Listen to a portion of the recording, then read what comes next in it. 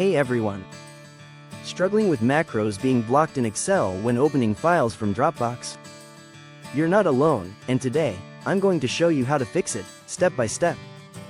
Here's the issue. You're trying to run macros in an Excel file stored on Dropbox, but Excel keeps blocking them. You've probably already tried the usual fixes. Checking file properties, no, unblock, checkbox. Adding Dropbox to Excel trusted locations. Enabling all macros, still not working. Downloading file locally, works fine.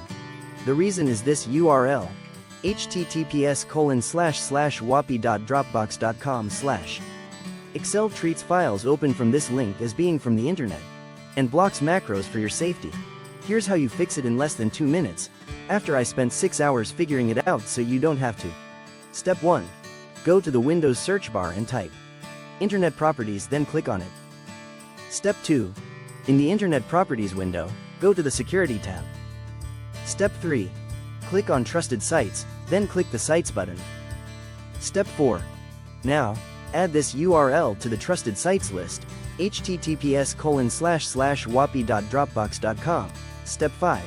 Click Add, then Close, and OK to save everything. Open your Excel file from Dropbox again, and boom!